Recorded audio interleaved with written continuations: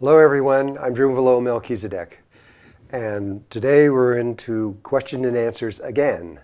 We have listened to you to see if you liked what these question and answers, and you have said yes you do and you want me to continue, and so I'm going to continue for a while unless you tell me otherwise. I've noticed that a lot of the questions overlap. There are many that are very similar, and so many times I'm just picking one, but I know that I'm answering many others that have asked very, very similar questions. And so we'll just see how this goes. This one's from Erin, and she says, 5 months ago I gave birth to an amazing baby named Aurora, and during this time of transition, how are the young children going to ascend, especially those being born in 2012? I've heard this question many times over the years, and the answer is very heartwarming. What we know as Melchizedek is that on this earth, there are no problems except with adult humans. The animals, the birds, the insects, the bacteria, and all the other levels of that, they can make this ascension without anybody's help or anything. They know exactly what to do. And with humans, which is the only problem, there's no problems with humans from the time they're born all the way up until puberty. When they reach puberty, that's when they let go of their connection to the source of life, and they become an adult human being, which is part of the problem. And so you don't have to worry about your baby. Your baby will be fine during this transition. And children all the way up in 11, 12, and into the, it's only about 13, 14, 15 is where that transition takes place.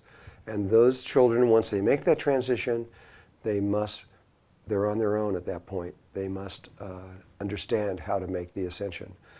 But all of the children in the world are safe. And please, you don't have to worry about them. They will be able to make this transition easily. In fact, you may look to them for help because they will understand and know what to do when the energies begin to change.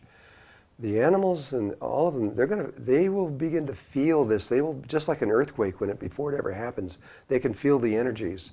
And the life of this planet will begin to feel it, except most humans won't know. But don't worry about your children. Let's see, this one is from Miguel Angel Martinez. And he says, we talk a lot about the Mayan prophecies, but what about the other religions and their prophecies? Are they true too? And sometimes they seem disgruntled? Well, I'll be real clear here. I'm speaking from a Melchizedek point of view, and I'm giving the prophecy as we understand it. And I'm also talking primarily at this time, because we're around 2012, around the Mayan understanding. And quite frankly, the Mayan understanding of this, what is about to happen, and our understanding from the Melchizedeks are identical, with the exception of one area, which is something that they don't know about. And that is the beginning and ending of the longest cycle in the universe, of the beginning of the creation and the ending of the creation. They don't understand that. They don't know it because they've never had the experience of it. Well, nobody has. But that understanding has been told to them, but they still, all the Mayan prophecies and the prophecies of the Kogi and the Arhuacos and the Hopi and many other indigenous tribes are all based on the understanding of the cycles of the sun and the moon and the earth and the cycles of the planets. And they don't know about these other things. And so now in terms of other religions and their prophecies, obviously the prophecies of some of these religions contradict each other. So one of them is true and one of them isn't. Or they could both be not true. But I'm not juxtaposing the Mayan prophecy to any other religion right now. I'm just saying what they believe is going to happen, and if you choose to understand that and to move with that, then okay, that's the way to do it. But I'm not going down the road of other religions at this time. Okay, this one is from, oh boy, I don't know how to say this, Picascalfa. I don't know where that is from, but person says, here and there you are hearing about conscious shift, birth of a new consciousness, but we humans are not the only ones living on planet Earth. How about the trees, the flowers, about the birds and the lions? Well, I guess I just answered that question. All the living life forms on this planet are fine. They will make the ascension. Some of them have already made the ascension, and that is a very large number. It's about 15 million species. Because as a species goes extinct, and we don't have them here on the third dimensional world of the Earth anymore, they are not gone. There may be exceptions that have given up, I don't know.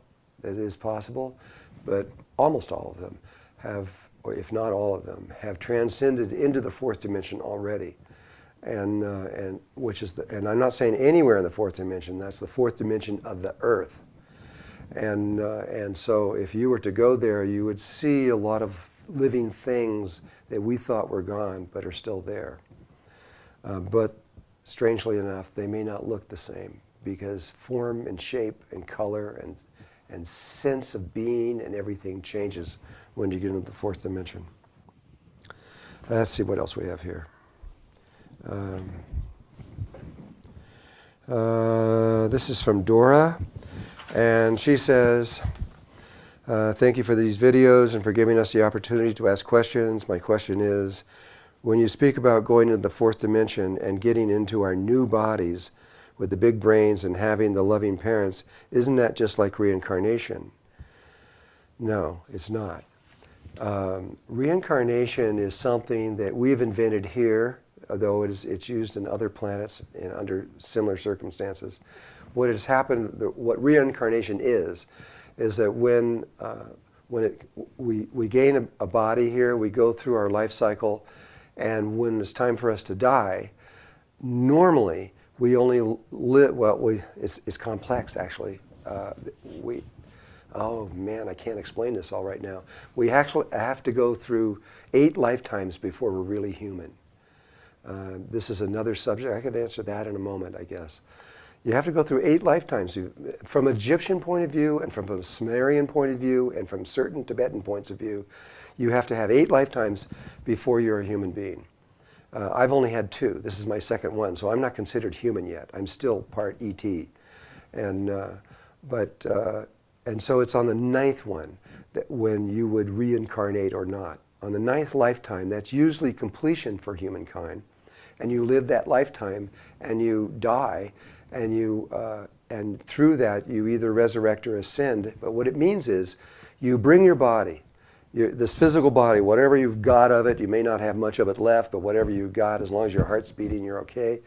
And you bring that with you to the other side, and you die consciously. You remember your Merkaba. You know exactly how to breathe. You know all the various aspects of ascension, and you get to the other side. And when you do get into the fourth dimension of the Earth, then you can stabilize yourself and become a fourth dimensional Earth being, and you go on from there. Now what that means is, in order to do that, you have to bring this body, the one you have here now, you have to bring it with you into the fourth dimension. And when you do, that you become a baby, an adult baby, an adult human being here becomes a baby in the fourth dimension. And that body then gets taller, grows bigger, makes a big head. You get about anywhere from 10 to 16 feet high, whether you're male or female. And that body becomes a fourth dimensional body. If you can't make it, if you go over to the other side and you haven't brought your body with you, you left it back on Earth and you died without your body, that's a problem. And that forces you to come back here again and to resurrect, to go through birth again, get another body. Now you have another opportunity to do it. People sometimes do this thousands and thousands of times, and they haven't figured it out. And, but eventually we all will. So that's resurrection. But ascension means you bring your body with you. You get to the other side. You are in your body in the fourth dimension of the Earth. And that is ascension.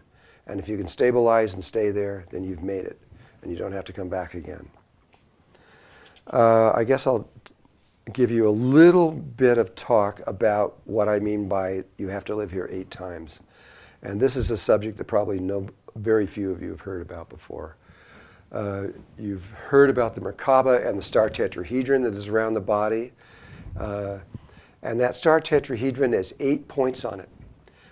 When the point is faced in a certain direction, there's 4 of them that are male. And if you turn it in 4 other directions, there's 4 that are female. And in these 8 points, now that you understand that geometry, if you're coming from another world, you're coming from some other planet or another galaxy, and you come here to Earth for the first time, the first lifetime that you are here, you have to either be male or female, and you choose one. And so your point faces in a certain way.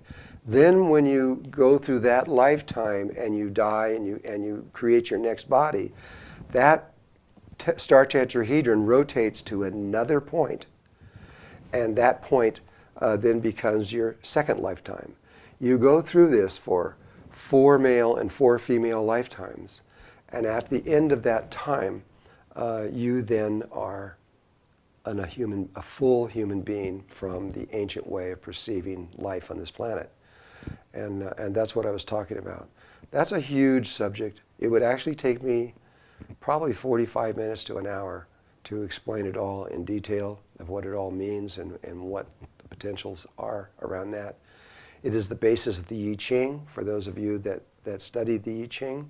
The I Ching is based on the mother, the father, the 3 sons, and the 3 daughters. And that's the same principle that the I Ching is based on, which is the human DNA. It's, the I Ching and the human DNA are identical. They're exactly the same. And so I can't go too much deeper into that right now.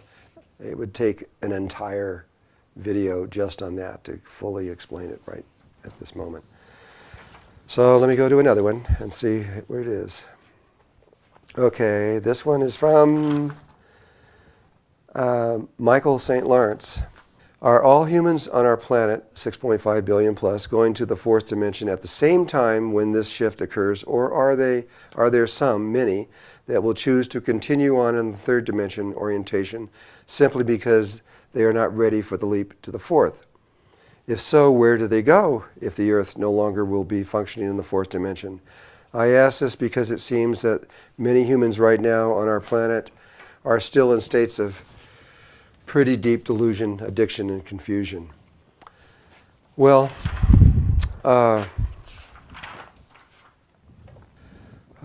if a human being is not ready to make the transition, and so the Earth begins to ascend, and this is a mass ascension. This is not just one individual or anything. This is a mass ascension that the Earth is preparing for.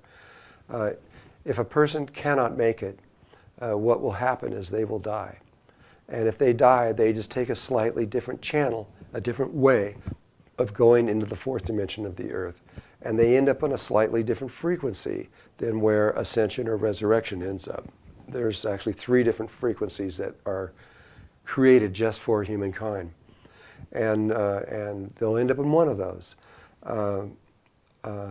Every last person on Earth is going to make this transition without exception.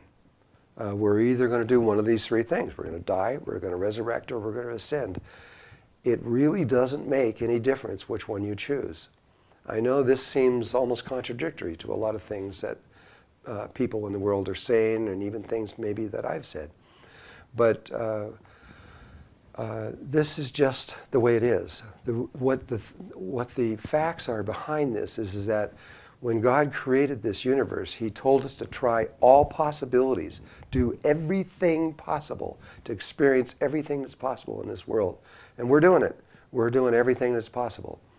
And so it's possible to die, it's possible to ascend, and it's possible to resurrect. And so we're all going down these different channels. But if you happen to be one of the person that doesn't learn how to do the resurrection, doesn't learn how to do the ascension, and you just die, it doesn't really make any difference in the bigger picture, because ultimately you will end up in exactly, even though you start out in three different vibrations, when this is completely over with, you will be in exactly, all of us will be in exactly the same place on the fourth dimension of the earth. And so you can't go wrong. There's really nothing to worry about. There's nothing to be afraid of. And one isn't better than the other, even though one might be a higher tech, inner technology might be greater. It doesn't make any difference. I know there's people out there who probably say, it's not true, and have all kinds of ideas about it, but that's my opinion. Okay, this is another question. What is the differences between to make a program in the Merkaba and to create from the heart? That's a good question. Creating from the heart is a very elaborate inner technology that requires a great deal of knowledge and understanding and experience in order to do it. And it is a very specific state of consciousness that is required for that. If you are simply programming from the Merkaba, that's not creating. That is not creating. Creating is when you can actually make something happen out of nothing. You can create something just poof, puff, out of thin air. That is what is possible from the heart.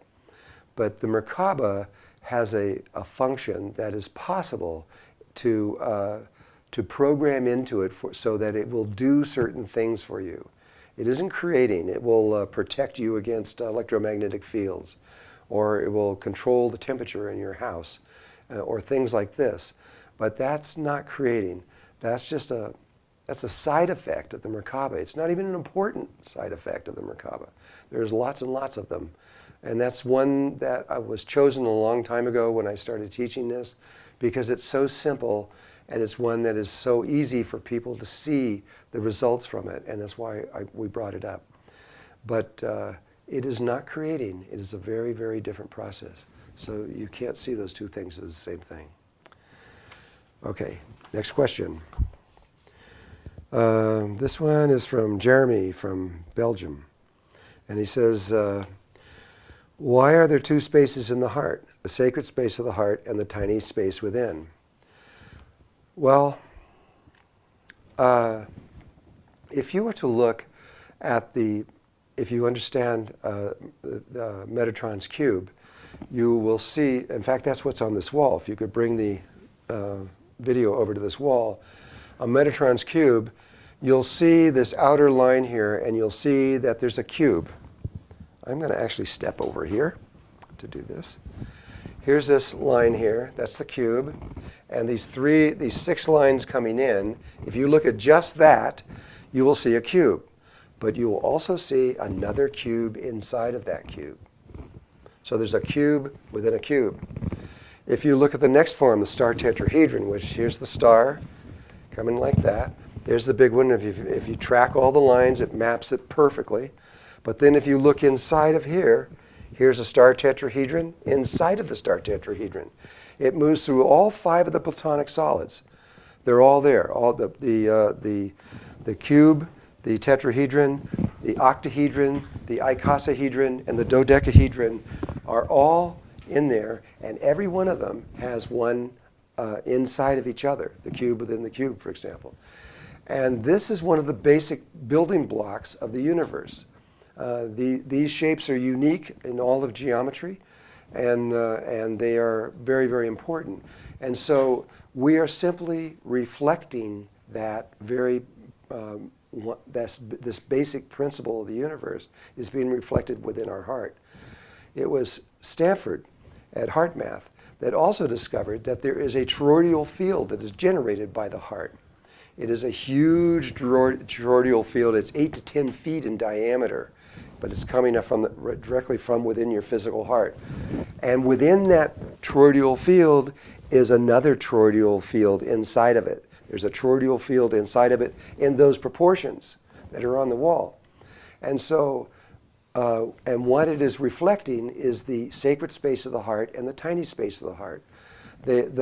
Each one of that outer toroidal field is the outer space, which is called the sacred space of the heart, and the inner toroidal field is literally the tiny space of the heart. And so that's the reason why there are those two spaces. It's just nature. It's just the way it is. They're very different. You can't create from the outer space of the heart. You can only create from the inner space of the heart. That's where every single thing in existence came from. No exceptions at all. It all came from that small inner space of the heart. Right? If you're into creation, then you must be in the tiny space of the heart. It's just the way it is. But the external space, which is much larger, that one has all kinds of possibilities in there.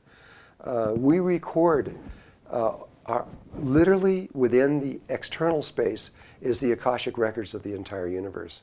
Everything that has ever happened is happening now and ever will happen in the future is already recorded in your space. When you learn how to go into that space and understand that level of the Merkaba and all the work that is associated with it, you can know anything. This is how the new psychic children that are around the world, these kids are able to close their eyes and go in and tell you anything about yourself. They can tell you your bank account number. They can tell you anything. And they can tell it with 100% accuracy because they know how to access the Akashic records that is in the outer part of your heart, the sacred space of your heart. There's also an area in there that contains the Akashic record of just you. Everywhere you have ever been in the universe, from the beginning of time until now. And you keep that recording going. It has everything, every word you've said, every feeling you've ever had, every place you've ever been, it's all there. And there are other things that are really important that are recorded in there. Every person that's on Earth came from somewhere else. We're all ETs, really. The Earth is a brand new planet. It's not very old. It's maybe 5.5 billion years old, but it's not as old as the galaxy. It's new. It's out on an arm that's still forming, and so everybody on Earth originally came from somewhere else. And when you came here, perhaps in this lifetime, perhaps in 100 lifetimes back, whenever it was, but when you came here, you had a very definite purpose and reason for coming here. You're not a tourist. You came here for a reason. And wherever you were before, it developed a level of intelligence and understanding that you knew you had to come here for the next place, your next level of understanding. And before you left here, before you left there, and before you came here, you recorded in a very special place inside of your heart exactly why you were coming to Earth. This is really, when you get into the meditation of the heart, this is really important because once you do that, you can go in and access that and you can remember why you came to Earth because you had a mission, basically. You had a purpose for coming here. When you remember the purpose of why you came here, everything you're doing on Earth will change. I can promise you because it did for me and I know it will for anyone. And when you remember why you're here, then your whole focus goes on that. That becomes the most important thing in the world to you. And your whole life changes accordingly. And when you start fulfilling your purpose, the universe supports you. Where you may be swimming upstream right now and you discover what your purpose for being on life is, then all of a sudden it's like swimming downstream. It becomes very, very easy. And life everywhere just gives you everything you need. And so it's important that you do that you can remember that, and that's in your heart. There's another little thing that's in your heart that doesn't have to do with the reason for your existence and what your purpose is. It has to do with the desires of your heart. But when you came here, over many, many, many millions and millions and millions of years of being in other places, you have developed certain wishes or desires that you really would like to see happen in this universe, and your purpose is usually aligned with that in one way or another, and so you can find out what that is too. And when you remember what your your deepest heart's desire is, it changes what's important in your life when you really know what it is. And so that's another thing that is in this outer space that's not in the inner space of your heart. But many things overlap. You can meet beings, you can meet your higher self, either in the higher self, either in the outer shell or in the inner one. And that's another huge thing that you can do within your thing, that if you go into the tiny space of your heart and you ask your higher self to come, your higher self will be there. You'll be able to see them visually and talk to them just like we are now, or telepathically. And once you, on a much higher level of existence, and you on the earth connect in that way, you're going to get guidance that is pure and safe and clear and on what to do. Once that happens, you don't need teachers anymore. You don't need anybody. You can just listen to your higher self, and he will carefully guide you through all the pitfalls of living on earth to get into the higher levels of consciousness. So perhaps what I've just said will help you to understand that there are these two different spaces between the sacred space of the heart and the tiny space of the heart are really very, very different. And there's only one way to know for sure, and that's to meditate, go into your heart, and to have direct experience of it. That's what I hope you all do, because it is probably the most important thing that you can do on earth right now. Let me see if I can find some more here. Okay, here's another one. This one is from Brian Hudson. And he says, thank you so much for your teachings. In your latest interview with Lilo Mace, you mentioned that once the new cycle begins on December 22nd of this year, that the personality poles will reverse, that men will become the passive gender and women will become the more aggressive gender. My question is, once we move into unity consciousness, won't these sorts of divisions be made moot or non-existent? Is the concept of aggression and passion something that's derived from polarity consciousness? Yes, it is. And polarity consciousness still exists on the fourth dimension. It's the last dimension that we have it. In this world here, polarity is really strong. It's about as strong as you can get. And our bodies reflect that. Our bodies are almost pure mass and very little energy. When we move into the fourth dimension, our bodies are almost pure energy and very little mass. The atoms are tremendous distances apart. If there was a fourth dimensional person in this room, you couldn't even see them because you look right through them. And so the polarity is still there in the fourth dimension. We still have babies in the fourth dimension. We still have bodies. We still have sex, male and female. We're not through with it in the fourth dimension. We don't hit pure unity consciousness until we hit the fifth dimension. From that point on, there's no more polarity. But we're not quite done yet, you guys. We've got a little bit more to go. This one's from Joanne Demmer. And she says, she has two questions. What is the link between illumination and ascension? Do we need to do all the process we learned at the ATIH workshop, tiny space of the heart, beams of light, opening third eye, if we have already received the illumination? Illumination is something that happens and it slowly it begins, and ascension is different. So I'll try to communicate what the difference is. The very first part of ascension begins, or illumination rather, begins when the heart and the brain are reconnected together again. And when they are, which for almost everybody on earth they're not, they're severed, they're not even connected at all. But when they do go through meditation and they reconnect back through the tongue and back through the glands in such a way that it opens the third eye, and these beams of light come out of your head, and they end on the end of a sphere around you.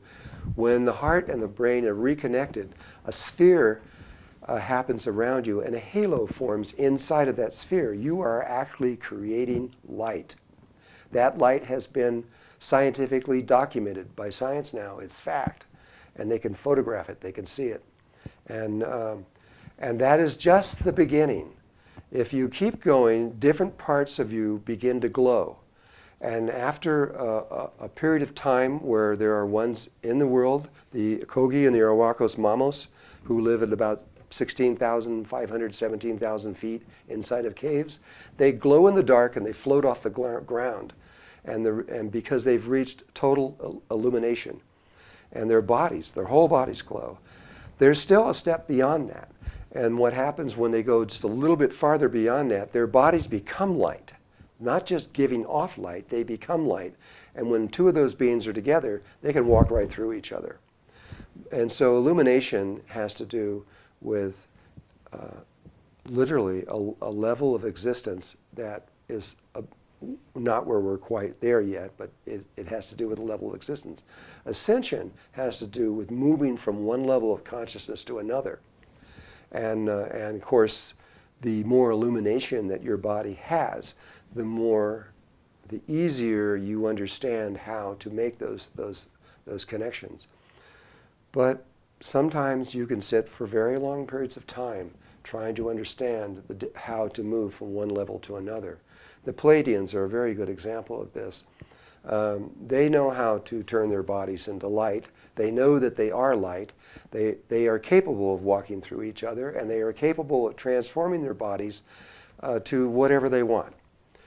But they still have been trying for well over 1 million years, trying to get into the fifth dimension, to become not just formless, but to become the universe itself. And only recently, in the last few years, have they been able to do that. And so there's a few of them, only a few right now, and it goes faster and faster. It's kind of like popcorn. And first a few start, and then they all start doing it. But it is a huge thing in the Pleiades right now that they are beginning to move into another level of consciousness. And so it's kind of like a big game in the universe. It's kind of, you get to a certain level, and then you've got powers, and you can which enables you to get to another level, which gives you more powers. And it's okay, and it's fun. But we take things way too serious down here on the earth. We really do. If we just relax and just believe in ourselves and trust in life and let go and love everybody, it'd be a lot easier. But we don't do that. We take things really, really serious. Okay, I'm going to go to another question here. Oh boy, this may be similar. This is from Valentina from Romania. She says, the people which don't know about the Merkaba, what will happen with these people? I see so many very good human beings without information about the Merkaba, or they're just not open to the subject. Well, this is very similar to the ones we've already answered before. You cannot ascend or resurrect without the Merkaba. It is not an option, it is required. You have to know that, and you have to have it alive around your body. If you don't, what you do have is the seed. The seed is a star tetrahedron that's around your body that science can actually put up on a computer screen and can see it. And it's kind of like a plant. It's there, the Merkaba is there, but it's in seed form. It hasn't actually sprouted out and become a full living thing. And so those people that don't have the Merkaba fully extended, they will not ascend or they will not resurrect, but they can die. They know how to do that. And they will end up ultimately in the same place, and everything will be fine. I will take more time on the questions in the future and look through them more carefully. So there's so many here, and I realize that many of them are the same question asked in different ways. I'll get better at this as goes on. Okay, and so if you want to ask questions, if you're going to use email, go to drunvalo@drunvalo.net. And if you would like to post a response to this video, you can do that on YouTube and do exactly that. Okay, thank you guys. This is fun, and I'll keep doing it as long as you want me to do it. Okay, I love you.